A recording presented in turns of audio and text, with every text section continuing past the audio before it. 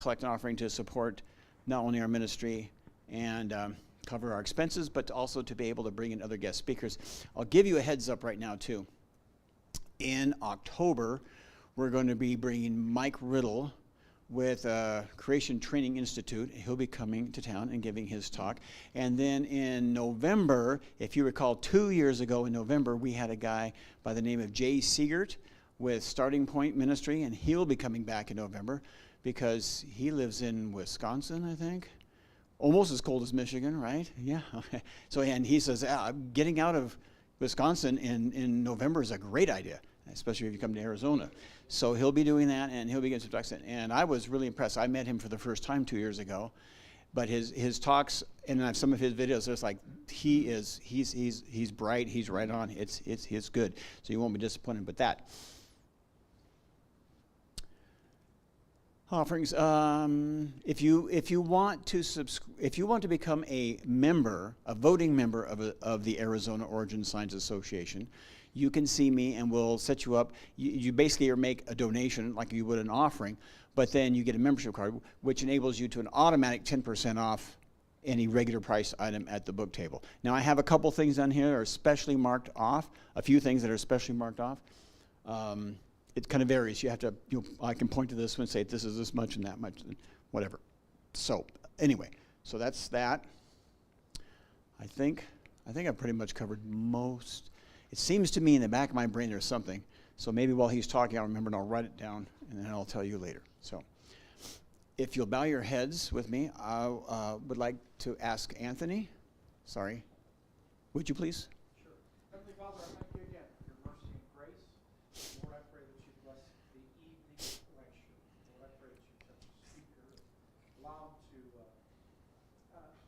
help us understand how great a creator you are. Father, we love you. We praise you for your goodness. In Jesus' name, amen. And I also want to thank, again, Pastor Anthony for the use of this facility here. It's been very, very accommodating ever since the whole library remodel COVID started out. Guy Forsythe is a retired educator and founder and president of Crying Rocks Ministry. His ministry is based out of Sedona, which is, I mean, if you're gonna have rocks crying out, boy, Sedona is a great place to be centered from. And he is going to speak tonight to us about where did the sediment come from? Because living in Arizona, we've got, I think we've got some of the best, well, for want of a better term, the best market on sedimentary rocks. Perhaps Utah beats us by a little bit, but we could argue that.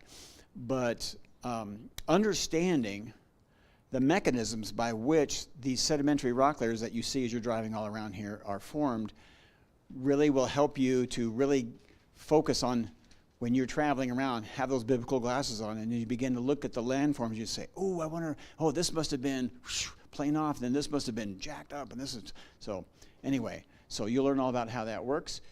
And you have your microphone on, and then we've tested, so you're ready to go. So ladies and gentlemen, Guy Forsythe, would you please give him a warm welcome? Thank you. Is the mic picking up okay? Yes. Okay. What? Again, my name is Guy Forsythe. I live in Sedona, Arizona with my wife, Cindy.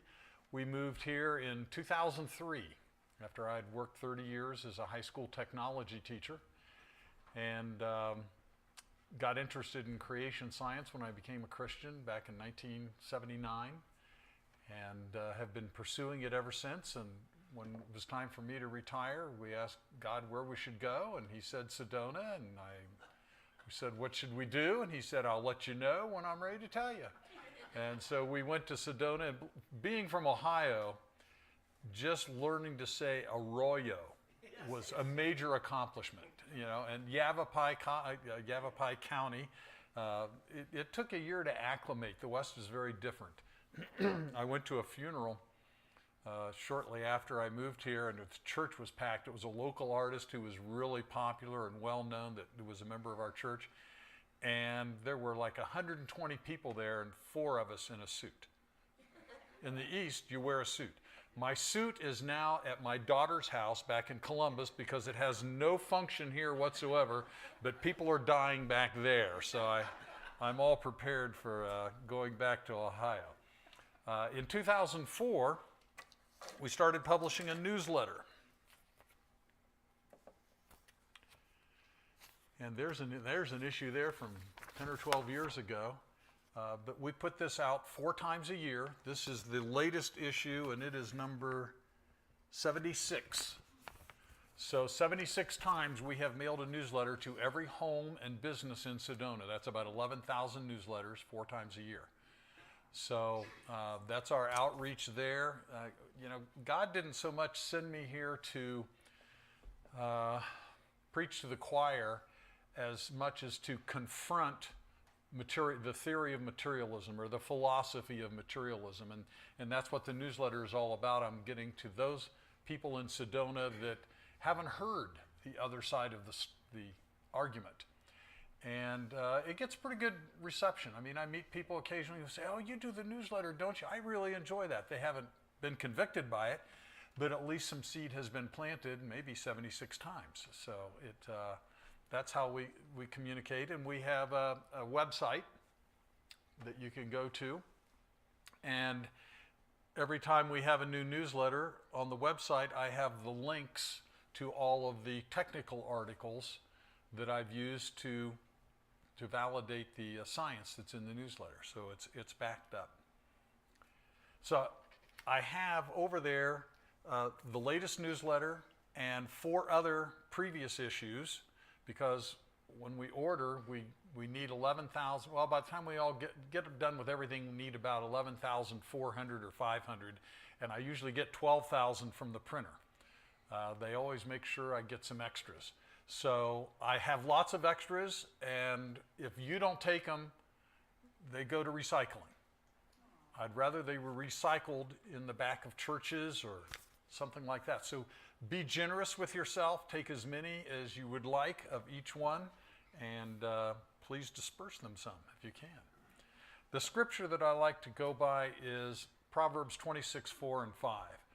Do not answer a fool according to his folly, or you will also be like him. Answer a fool as his folly deserves, that he will not be wise in his own eyes. And tonight we're going to talk about naturalist folly and where it's wrong and what he needs to do to correct it.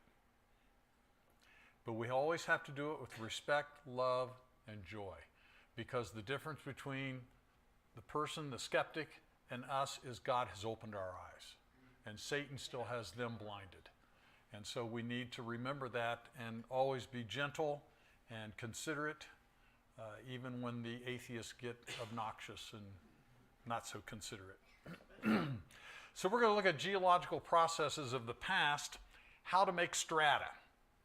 I want to start out just by giving a little brief summary of how things are, so to speak. This is a standard geological table of all the layers that are in there and the various fancy names for first, middle, and last, or recent.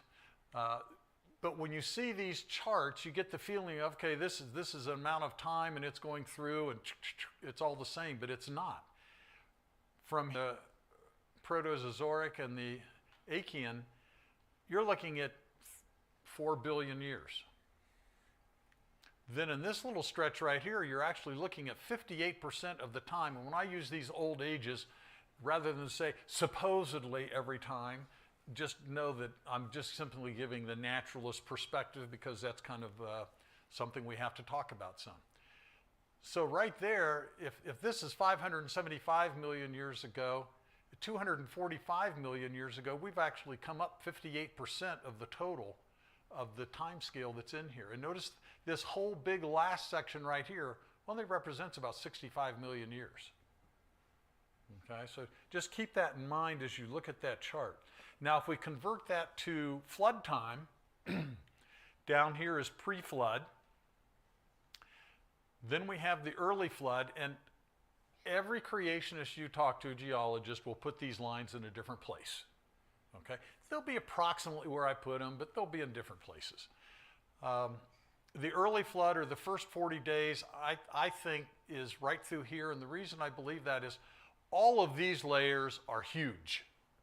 They cover great areas.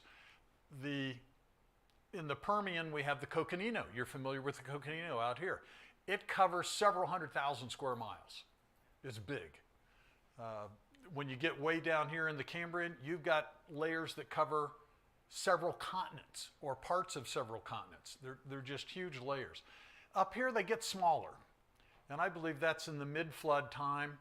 And then the late flood, we are on a continental crust. At the beginning of the flood, they were very close together. They moved apart as the flood progressed. These continental crusts are 6 to 43 miles thick and made of granite. Granite has an average density of 2.7 grams per cubic centimeter. Now, you don't have to remember that number. We're just going to compare it to another number. And that is the oceanic crust. It spreads from between the continents. It's what is between the continents. It's underwater. It has always been underwater.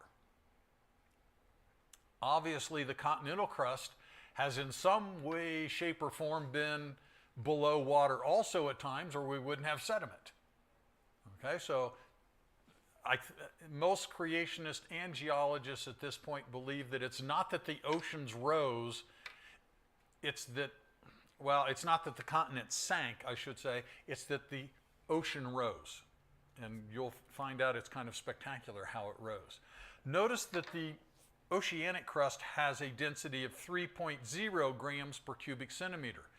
Only a difference of 0.3 grams per centimeter, but what a difference it is, because you see the oceanic crust is made of the same material as the mantle. So the mantle also has a density of about 3.0 grams per cubic centimeter. Thus, the continental crust at 2.7 grams per cubic centimeter is a little lighter than the mantle, and we are floating on a big boat. Okay? The continental crust is floating on the mantle. Okay. Now I show part of the crust here sticking out underwater. And that's because many areas of the crust actually do that. The eastern continental United States, actually the crust or the plate that we're on extends about 400 miles out, and the Atlantic Ocean covers it, and then there's a big drop-off. Okay, and when you get out to the drop-off, I think it's only about 600 feet deep in most places, and then away you go down into the abyss. Okay, so I've showed that a little bit there. I'm not an artiste, and so we just have nice block figures here rather than nice slopes and all that kind of stuff. Okay, so there's our crusts. Coastlines, remember, do not indicate the edge of a continental crust. The crust, some places it extends out along the west coast. Nope, it's right there at the coastline. That's why they have earthquakes along the coast. The great unconformity is where all of the strata starts. So we have the basement rock. Remember, we showed that as 570 million years ago. Below that was just basement rock, just the original rock of the earth. And then above that is all the sediment. I find it an amazing coincidence that we detect multi-cell life at the exact same moment that sediment started to be deposited on the continental crust. I find that an amazing coincidence that life does that. The great unconformity is an erosional surface, but it is not a watershed drainage erosion. It's fairly level. You know, you go 100 feet and it may vary 3 or 4 inches. It's pretty flat. And the question becomes, how did the great unconformity, an unconformity is where you have sedimentary rock above basement rock. Where they come together is an unconformity. The great unconformity is worldwide. It's at the Grand Canyon, it's in Colorado, it's in Israel, it's everywhere in the world. And this isn't just creationist thought. This is geological, it's accepted by the geological community as a whole. Now, it's interesting that when I went to the Geological Society of America meeting in 2011, I went to a session on the Achaean, which is the layer right below where all the sediment starts. It's the top of the basement rock. And the speaker there said, talking about the great unconformity, it's as if the earth was scraped clean. In a book by Oyer and Payne called Origins of Mountains, they are naturalists, they believe in an old earth. They said it's as if the earth was scoured clean. Isn't it amazing they only varied by one word? Two different ways of saying the same thing. We got a flat surface here.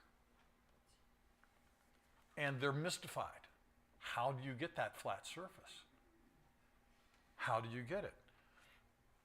And when I say it's not watershed drainage, what I mean by that is when you look out over the land, you see lots of rivers and streams and Oak Creek Canyon and West Fork and lots of topography.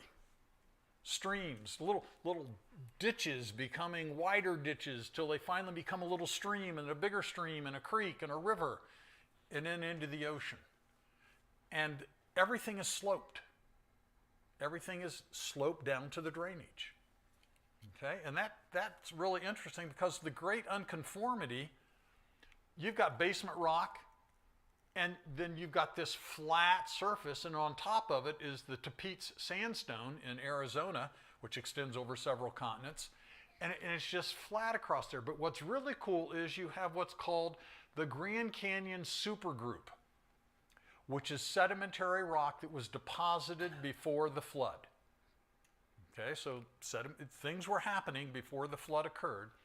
The flood came through. When it started, it smoothed this off, and it went smooth right across the great unconformity, right across the top of this sedimentary rock, which is much weaker than this basement rock that's down here.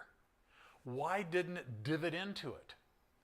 Because when water hits a certain amount of power, it just scrapes it clean. It doesn't divot out, it doesn't do anything else, it just plows a flat surface. And so it plowed that flat surface right across this supergroup. So you actually have the greatest unconformity down below. And you can see that at the Grand Canyon through most of the eastern end of the Grand Canyon. There's sedimentary rock at an angle below the Tapeats sandstone. The great unconformity varies because of that, but the bottom of the Tapeats sandstone is perfectly flat because it's lying on top of that surface that was eroded down. So let's look at making strata. How does all this happen? Well, we need to first look at Pangea.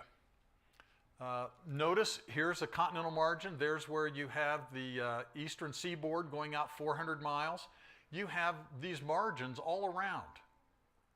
But here is the original configuration of what is known as Pangea. When the flood started, it was one big supercontinent. The naturalists came up with that idea long ago, and we know that it's true, or is probably true because we don't know anything absolutely for certain. It is probably true because, for example, the Tapeats sandstone is found in Northern America, Greenland, and Northern Africa. And notice that that sediment could spread right across that if it's part of Pangea, because it's not been separated by any ocean yet. The naturalists will tell you that Pangea broke apart right around here, between the Triassic and Jurassic, in that general area. I think it started splitting apart down here, and when you got up here, it was accelerating rapidly at that point. Now the continental crust, again, the continental crust comes out, then it actually butts up against an oceanic crust, and on top of that is water. And when plate tectonics started, what happened was this crust that was cold was, you know how you can float a pin on water if you're real careful? If you gently set it on the surface, the water tension will hold it up. Well, with these two things being the same material, with the same density, except at the beginning of the flood, they weren't the same density because the mantle is several thousand degrees centigrade hotter than what we experience on the surface of the earth. The crust up at the top was cold. Because of the water on top, it kept it cold, which means that it was more dense than the mantle below. And all it took was some disturbance, a little cracking apart of the continents. How that happened, I don't know. It could have been from buildup of heat from nuclear decay. It could have been an asteroid hit the Earth, or several asteroids hit the Earth. I don't know what did it, but something cracked that large Pangea continent. And when that happened, it disrupted this oceanic crust, and it started plunging down towards the core of the Earth. And as it plunged down, it left a gap behind, and the mantle froze where that gap is and made more oceanic crust. So the oceanic crust we see now at the bottom of the oceans were formed during the flood. All of the oceanic crust that existed before that, which was everywhere except Pangea, is now down near the core of the Earth. And we'll hit that a little heavier later. So those start falling down, and the continents start, Pangea breaks up into individual continents. Now, most of these also have a margin that is underwater. Again, I'm not an artiste, so that's as good as it gets for me. Okay? Here we see North America and a little bit of Africa and a little bit of Israel, and we now find the Tapete sandstone in this area and this area, even though they're now separated by 3,000 miles of ocean. So Pangea was there before the flood, and now we have to get sediment. And this is a slide that shows how the naturalist says that the layers of sediment came about, and that is that out in the shallow oceans you had material falling out, the material would change, and then more material would come down, and you slowly build up layers. Okay? My question is, where does the sediment come from? They never go back before that. Where did the sediment come from? The naturalist tells us there is sediment in the shallow seawater, but never tell us where it came from. Can anybody think of a reason why they don't really want to talk about that? It has to do with the great unconformity, and then every layer of sediment is deposited after that. At any given moment, any continental crust, and now we'll call them plates, because it's broken up from Pangea, so we have individual plates of continental crust. The top of that crust can be at sea level, below sea level, or above sea level. Those are the three options. There are no others. Okay? So here we are. We've got the continental crust. It's sticking above the ocean because it's floating on the mantle. And we've got to somehow get the ocean above it. Well, we can lower the continental crust so it sinks down into the mantle. We can raise sea level so it comes up over the continental crust. And whether, it doesn't matter which way it is, I'm going to do it as continents sinking down into the mantle, but all that matters is the sea level is getting higher relative to the top of the continents. That's what counts. It's just easier to illustrate for the non-artiste this way.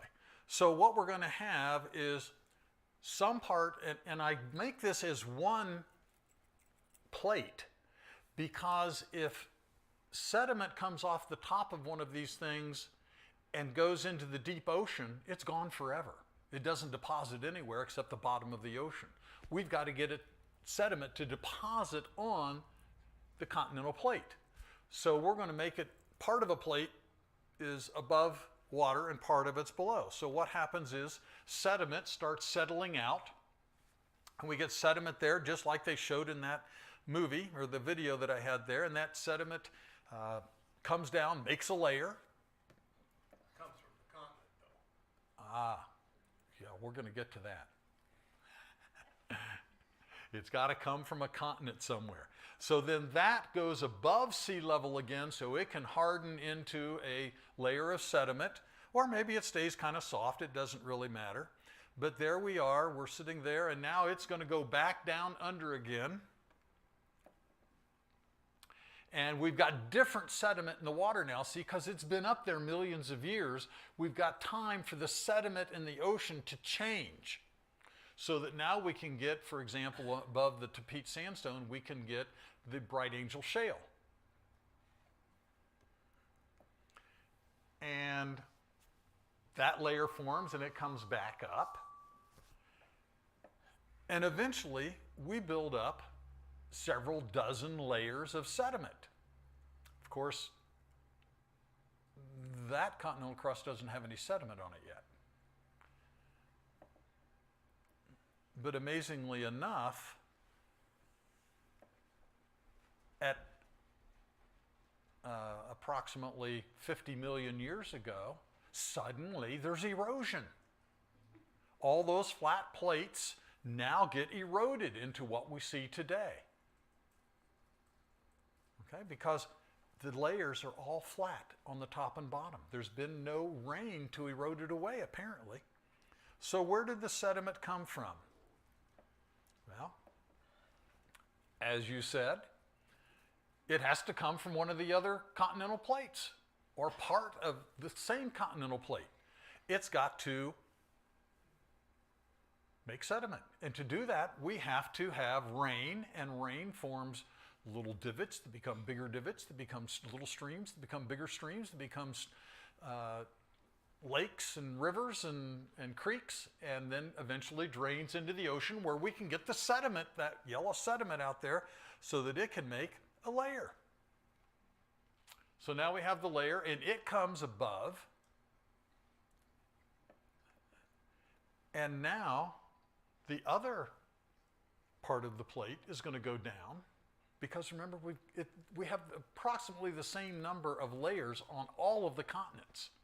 So now it's down underwater, so it can get a layer of sediment. So now it rains on what was already deposited, and that sediment comes down and comes on top of the other plate. Now, can you see a problem developing here? It's not flat because it's going to follow the topography of what was already deposited, or what was already eroded away, excuse me. And notice you got a real problem. We've lost a bunch of sediment here, so it's no longer going to be flat on top. It's going to look like this when the next layer gets on this. But we're basically going to steal from Peter to pay Paul. And then we're going to steal from Paul to pay Peter. But every time we do that, half of the sediment gets deposited, half of it goes into the ocean, never to be seen again. So not only are we paying Peter to get Paul, we're taking half the money. Okay? Every time we make an exchange, we're taking half the money. It's going to the bottom of the ocean. And somehow, after all this happens, and things are going up and down, and new layers being formed, and all of that, we somehow get to what we have today. That is what it looks like today. Does the naturalist process result in what we see today? Nope. And the answer is clearly no. Clearly. That's why they always start with the sediment already in the water. And they never talk about how to build successive layers. They'll only talk about one layer at a time. And you can see why. Because it would become quickly obvious they have a big problem. Now, about, I think it's 8% of the continents are actually bedrock. There is no sedimentary rock in this area. It's the Canadian Shield, and there are shields all over the Earth that make up, again, about 8% of the total surface of the Earth, where we see no sedimentary rock. We just see the basement rock.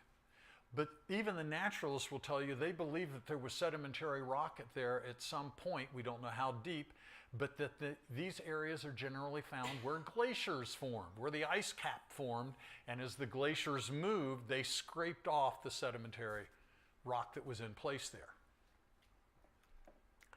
So let's talk about how sedimentation really occurs. So here's that simulation again that shows it. Now it's interesting that they show and this was actually done by a creationist, by the way. Notice that they showed it as 3 different layers. But it's interesting that the naturalists have now started talking about mega sequences. At the Grand Canyon, you have the Salk mega sequence at the very bottom, which is the Tapete sandstone, the Bright Angel shale, and the Muav limestone. And they will talk about a transgressing sea where that part of the continent went down or the sea level came up, your choice, or maybe a combination. And amazingly, large sediment was first deposited, that's the sandstone, and then the finer was a medium-sized sediment was deposited, and that is the Tapete the Bright Angel shale, which is a mudstone, and then an even finer, I may have said that wrong. You have the most dense or largest particles in the first layer, then you have medium particles in the Bright Angel shale, which is the mudstone, and then you have the Muav limestone, which is very fine particles. I mean, you can't even see them unless you magnify them greatly. Okay? And it's interesting that that gets done like 6 or 7 times, this same sequence that happens. Yes, sir? Doesn't that have to do with the speed and the flow of the water? That has something to do with it. The rounded of the particles? The flowing in the water will definitely round them as the particles bang into each other. The rounder they are, the quicker they fall. And the bigger, the more dense they are. The more dense, the faster they fall. Rounder doesn't necessarily cause them to fall faster. It's more the density of the material and the speed of the water. Okay, roundness would probably affect it a little bit, but not a whole lot. So in the initial, you haven't talked about the flood. I don't want to. I'm getting there. Okay. I'm getting there. And we will have Q&A. So. Okay, so let's look at what happens. Here's the Amazon draining into the Atlantic Ocean. And what happens to the color of the water as it gets to the coast? Muddy. Well, it's tumbling down. When you're right up against here, there's no real good continental margin here, so the water's pretty deep, and the water just goes down to the bottom. Never to be seen again, or not the water, but the sediment goes down to the bottom. Never to be seen again. Here is the Mississippi Delta. When you go into shallow water, has anybody ever walked out into the Gulf of Mexico from shore? I did it at Pine Island, Florida one time. I went out almost a quarter of a mile and it was just above my knees. Very, very gentle slope. Now it's not always that gentle, that's a pretty gentle area, but it's a very gentle slope. So what happens is a big rain happens and the water in the Mississippi is carrying all this sediment and it gets out here, and when it gets to the edge, what happens to the speed of the water?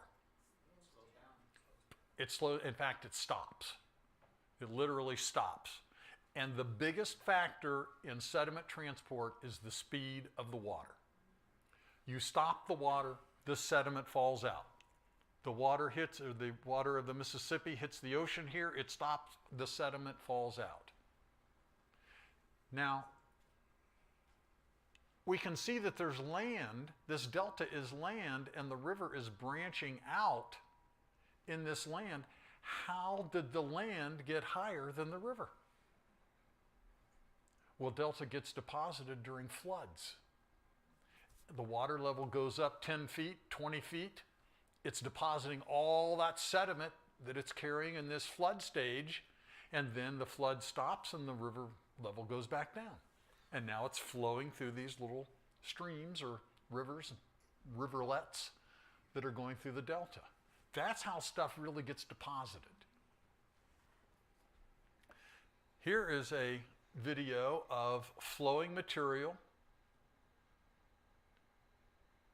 in a flume. You can see the layers there that form. Got different white layers inside the brown layers. When they do flumes, they usually use two different materials of different density, and they color them different so you can see what they do. So you can see how you still get the denser material deposited within the less dense material. It isn't always just an abrupt, clean separation.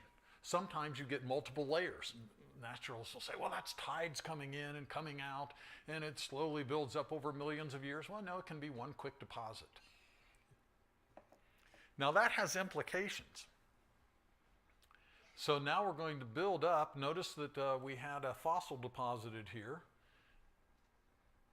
And we got another fossil deposited there. And according to the naturalist, which one would have been deposited first?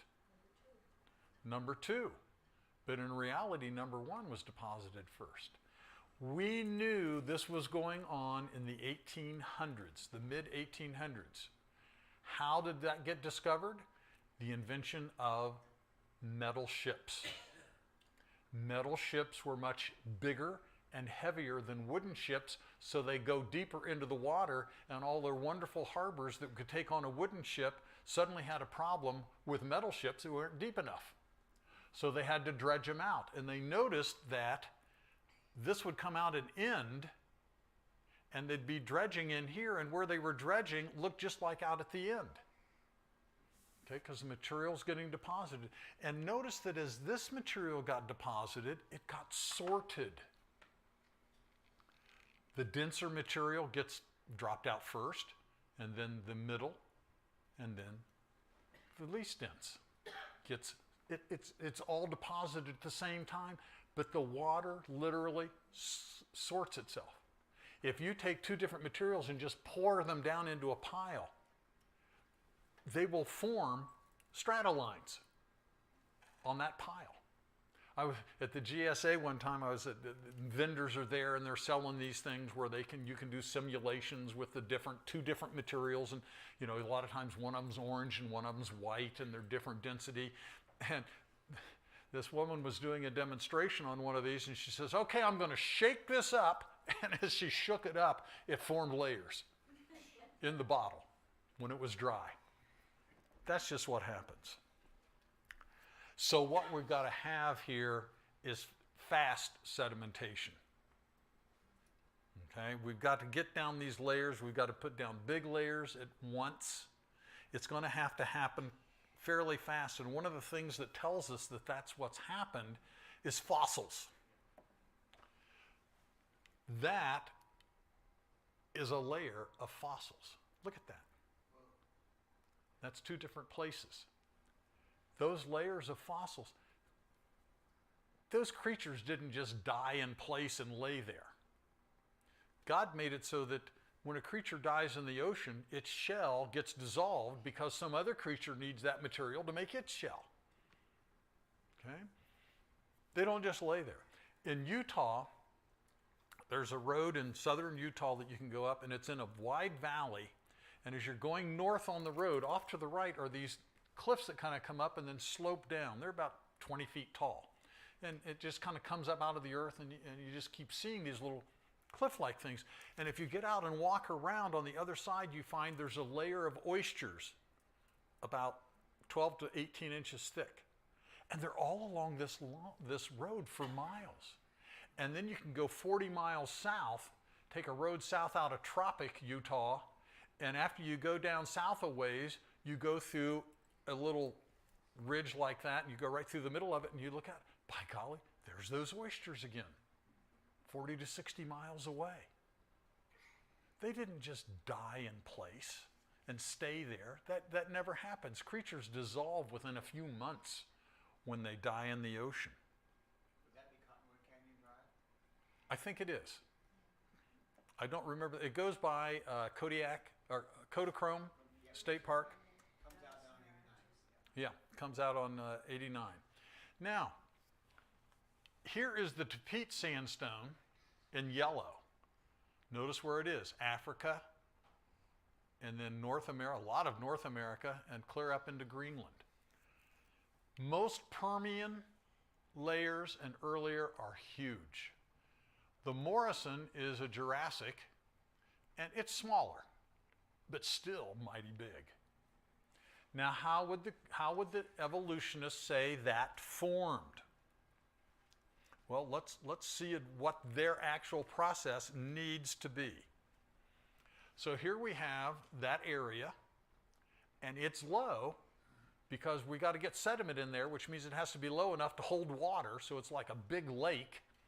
And we have rivers coming in from various directions. Of course, some of those rivers are a few miles long, some of them may be hundreds of miles long. Every time you're bringing in material, it's from a storm that's upstream somewhere. So one river can be giving different materials at different times depending on where those big storms occur. And as those different materials come down, we're building deltas.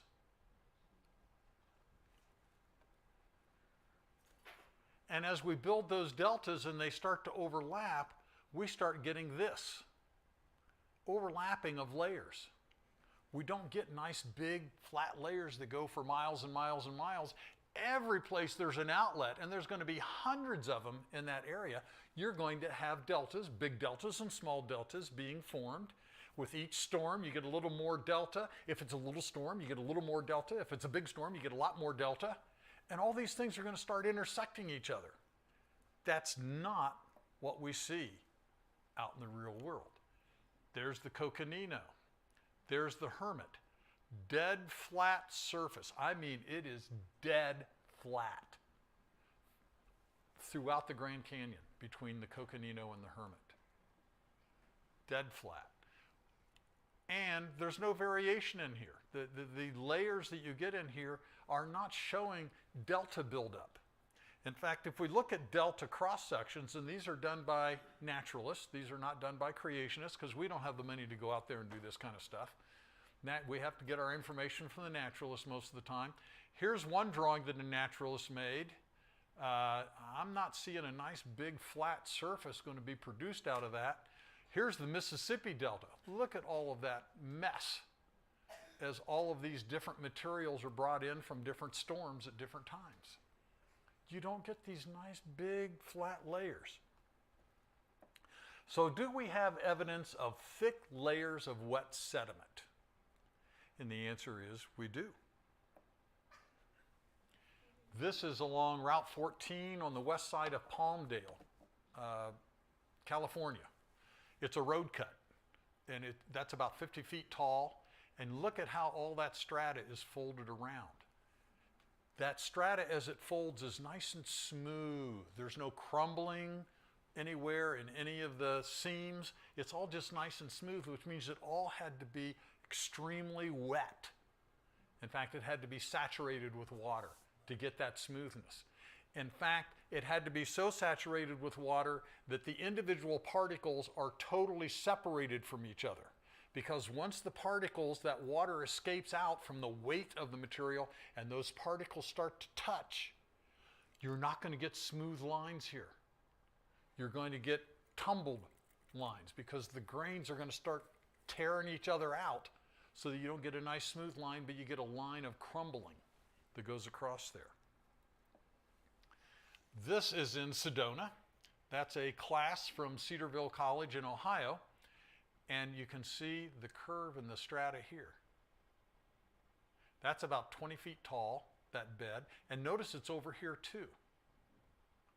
That's technically what's known as a sheath fold. Extremely rare. It's as if it's a bowl shape. Rather than a parabola going in one direction, it's like in a bowl. Nobody knows how they form. Just, it had to be in water. That's all we know. It had to be in water.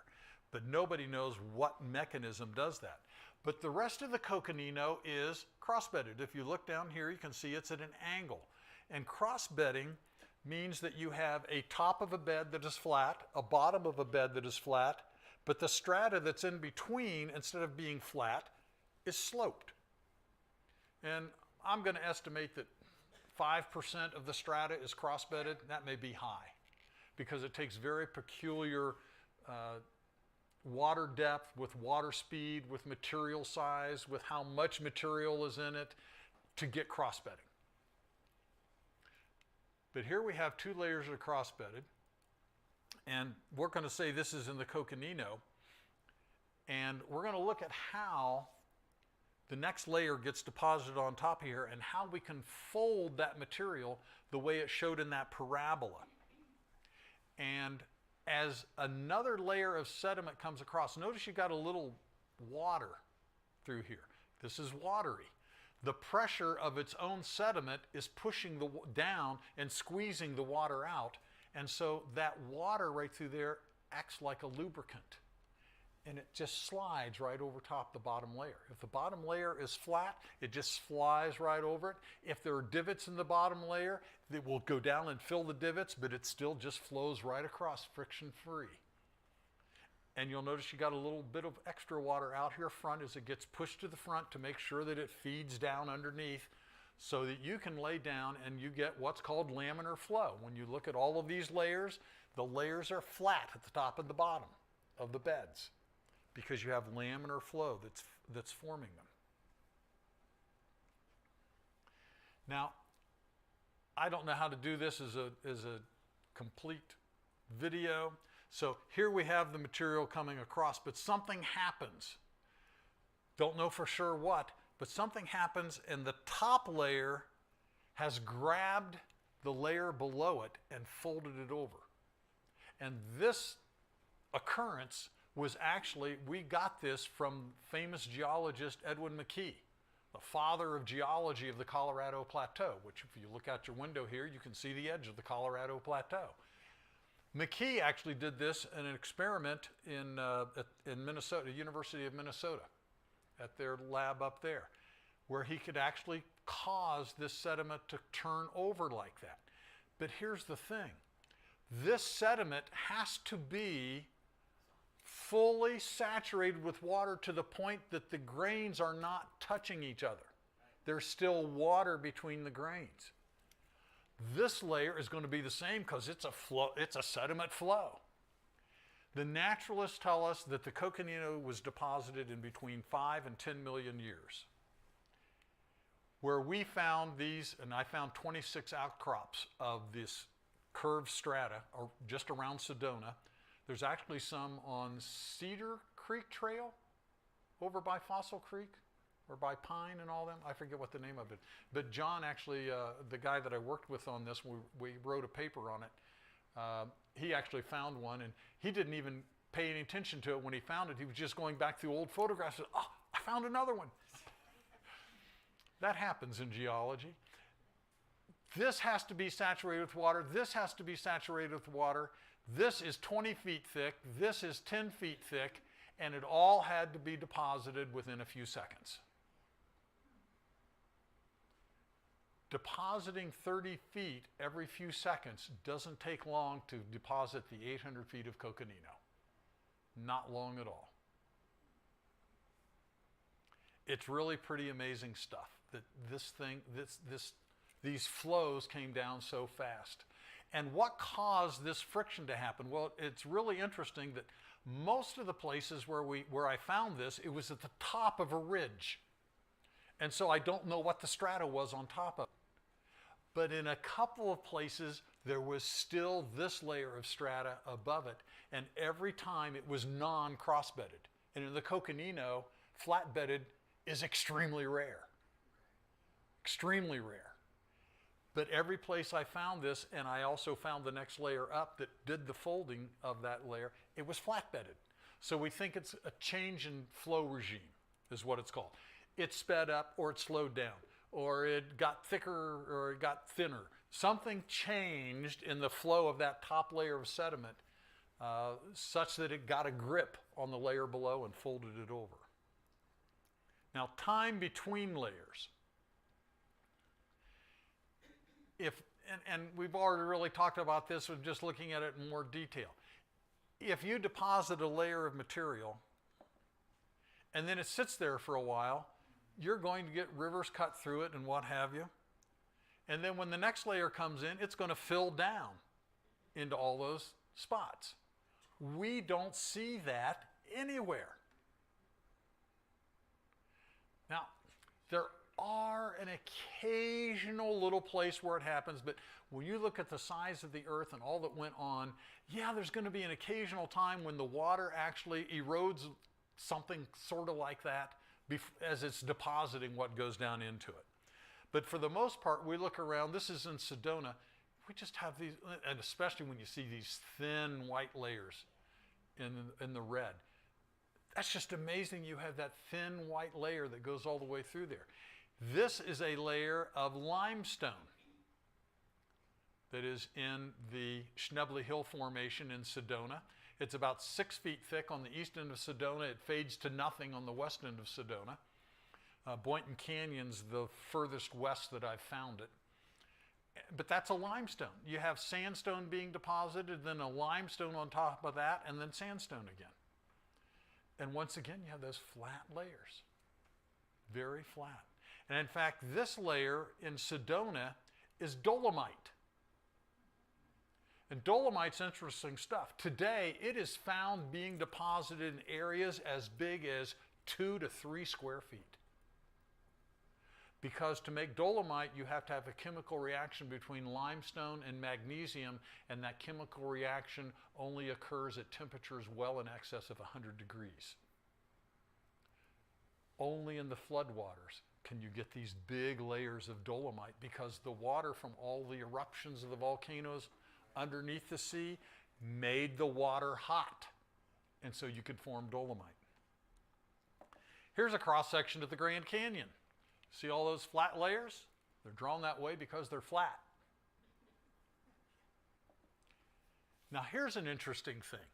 Sea life destroys stratolines. If you're depositing very slowly, an inch every 1,000 years, what's happening while that's being deposited?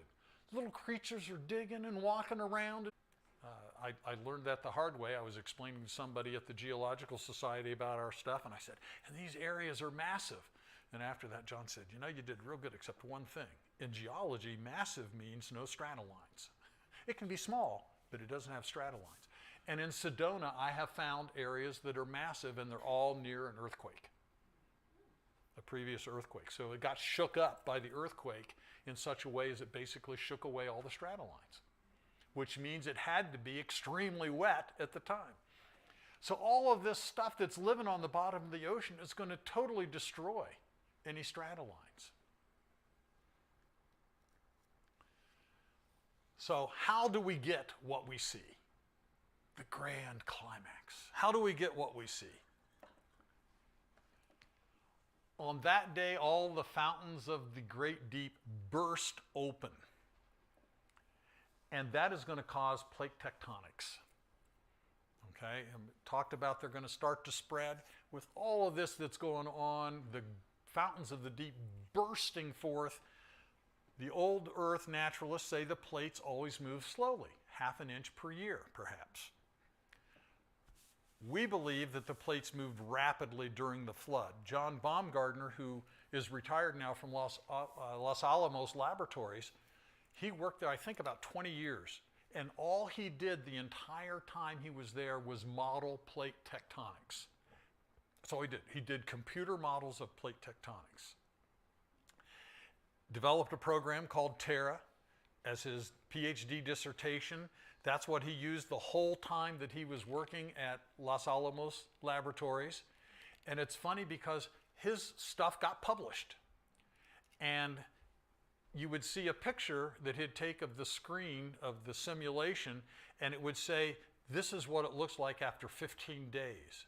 And then in the caption down below, since this was published in naturalist publications, it would say, and this is what it looks like after 25 million years. But you can see right there that on the screen it said 15 days, not 25 million years. So in catastrophic plate tectonics, as I said, that dips down. And if we look at a margin on the Earth, what happens is it comes down, it rubs against the lithosphere here and the continental crust, and that's why you get, like along the west coast where you don't have that extending out into the ocean, the continental crust ends right at the end of the continent. That's why we have those basaltic mountain range that goes all up and down the west coast. Okay, because we get thrusting going on and volcanoes going on and all kinds of stuff. And that mantle actually sets up a convection current, and this stuff actually plummets all the way down to the core. And the evidence we have is these, until the 1990s, we had no idea. We didn't have the technology to see what was going on deep in the earth. But in the 1990s, they came up with it and confirmed what John was said. What you see here, the red areas are hot mantle, the normal temperature of the mantle. The blue areas are about the same temperature as the oceans. That material from the flood dove clear down to the core and has not warmed up all that much, a few degrees. If it had been there for millions and hundreds of millions of years, it would have assumed the same temperature as the rest of the mantle. But there we have those cold plates down there against the core. The gray is the core of the Earth. These are actually laying right down against the core of the Earth, these cold areas. It's just amazing how it all falls apart. And John was talking about this stuff before it could be tested. He made many predictions, and the predictions all came true. He's been 100%. So how do we do it? We do it with tsunamis. So the sea level actually came up. As the tsunami comes across, it's eroding part of the oceanic plate here. It's eroding across here, picking up lots of critters that live in shallow water, because most ocean creatures live in water that's less than 300 feet deep. In fact, 60 feet is that's where it's really showing up. That's where you get a lot of sea life.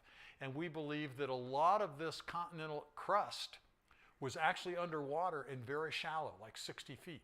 Maybe most of the eastern United States, like coming out through South Carolina and North Carolina and over into Tennessee, that was probably underwater before the flood started. So there was lots of sea life to pick up as it scraped across. It then scrapes across the basement rock and makes it flat to give us the great unconformity, but it's losing energy. And as it loses energy, the sediment falls out with all the creatures. And that's how we get all the layers that have all of, and it's interesting when we find the creatures in the layers, they're in little isolated areas. If you go to the Grand Canyon, I used to do rim tours for Canyon Ministries at the Grand Canyon. We would go to a lot of stops along there and talk about the geology. And the whole time we're walking on the Kaibab limestone. It's the top layer at the Grand Canyon. Only in one little area just west of the village, there's an area that's a few hundred feet across, and there's scads of fossils. The fossils are that far apart, all through it, even worm burrows. We find coral, sponges, brachiopods, sea lilies. It's all right there in one area, and it's all compacted together. So tsunamis is what give us the layers. Because when the layers settle out behind a tsunami, the top ends up being flat. Okay? Anybody ever did it? But there would be multiple tsunamis, and in fact, it would be more than multiple tsunamis. John Baumgartner believes that there were somewhere around 79,000 earthquakes during the flood. So what you have is major tsunamis that are set off, but within them they're pulsing, because you've got earthquakes going on and smaller tsunamis that are intersecting with the bigger tsunamis. And now you have to go back to your high school physics when the teacher talked about this wave comes to this wave, and sometimes they cancel out and sometimes they magnify and all of that. And all of those little fluctuations that you see that would be in there is how you get the little fine lines of strata. Each one of those is a little pause in the deposition. In fact, the naturalists agree that when you see a strata, especially when it's kind of eroded in a little bit so it makes a real definite line between major beds, it's because there was a pause in deposition. So within the tsunamis, there would be pauses, thousands of pauses, millions of pauses from all of these waves, earthquake waves intersecting each other to give us all the little fine layers of strata that we have, and major pauses where we go between different formations, which are made of different material. Tsunamis explain it all. And I have for you here a miniature tsunami. Oh, I went the wrong way. A miniature tsunami. Come on.